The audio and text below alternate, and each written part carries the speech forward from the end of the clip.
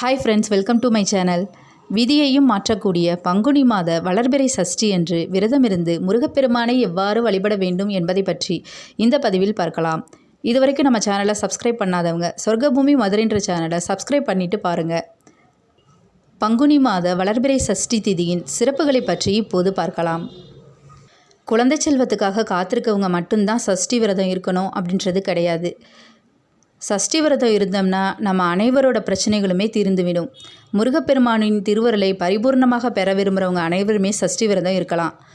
ஒரு மாதத்தில் வளர்பிறை சஷ்டி, தேய்பிறை சஷ்டின்னு 2 சஷ்டி விரதங்கள் வருகின்றன.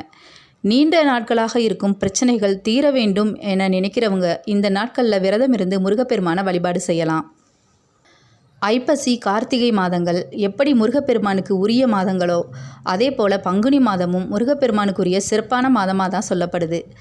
அதிலும் பங்குனி மாதத்தில் வர்ற சஷ்டி திதிக்கு தனி சிறப்பு உண்டுன்னு தான் சொல்லணும்.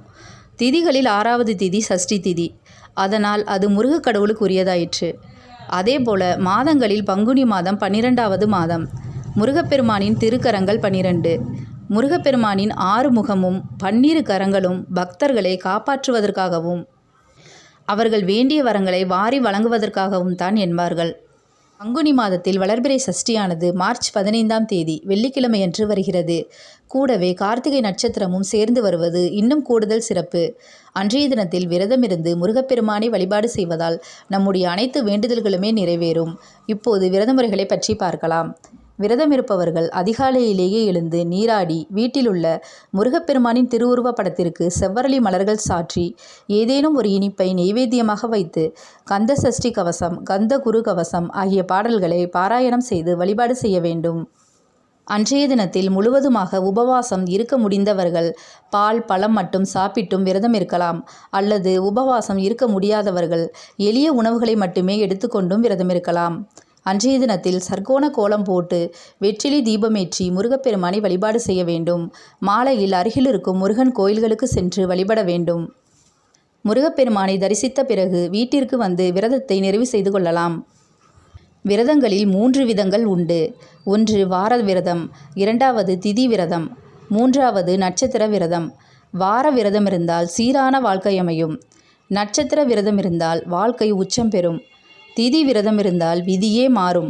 அதிலும் உயர்வான திதியாக சொல்லப்படும் சஷ்டி திதியில் விரதமிருந்து வழிபட்டால் வாழ்க்கையில் ஒரு விஷயம் நமக்கு இல்லவே இல்லை என விதிக்கப்பட்டிருந்தாலும் அந்த விதியையும் மாற்றி நாம் வேண்டும் வரங்களை வள்ளி மணாளன் அருள்வார் என்பதும் பலரும் கண்ட உண்மை.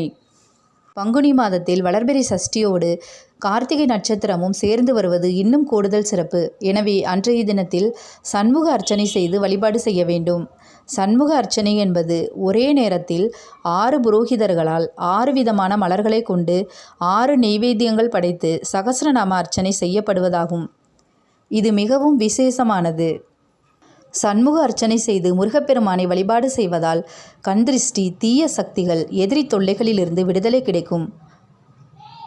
பங்குனி மாத வளர்பிறை சஷ்டி திதியில் விரதமிருந்து முருகப்பெருமானை வழிபாடு செய்வதால் கிடைக்கும் பலன்களை பற்றி பார்க்கலாம். பங்குனி மாத வளர்பிறை சஷ்டியில் விரதம் இருந்தால் நீண்ட நாட்களாக தீராமல் இருக்கும் நோய்கள் குணமாகும். நீண்ட காலமாக குழந்தை பேருக்காக இயங்குபவர்கள், நீண்ட நாட்களாக பிரச்சனைகளில் சிக்கி தவிப்பவர்கள் இந்த நாளில் விரதமிருந்து முருகப்பெருமானை வழிபாடு செய்யலாம். நீண்ட நாட்களாக திருமணம் ஆகாமல் இருப்பவர்கள் இன்று முருகப்பெருமானை வழிபாடு செய்வதால் விரைவில் திருமண யோகம் கூடி வரும். வந்த வினையும் வருகின்ற வல்வினையும் கந்தன் என்று சொல்ல கலங்கிடுமே, தென்பழனி சேவகா என்று திருநீறு அணிவாருக்கு மேவ வாராதே வினை என்பது ஆன்றோர் வாக்கு. மனதார நினைத்து முருகா என்று ஒருமுறை அழைத்தாலும் வந்த வினையும் இனி வரப்போகும் வினைகளும் ஓடிவிடும் என்பார்கள். எனவே விதியையே மாற்றக்கூடிய பங்குனி மாத வளர்பிறை சஷ்டி திதியில் விரதமிருந்து முருகப்பெருமானின் திருவருளை பரிபூரணமாக பெற்றிடுவோம். இந்த வீடியோ பிடிச்சிருந்தா லைக் பண்ணுங்கள், ஷேர் பண்ணுங்கள், கமெண்ட் பண்ணுங்கள், சப்ஸ்கிரைப் பண்ண மறந்துடாதீங்க. தேங்க்யூ ஃபார் வாட்சிங்.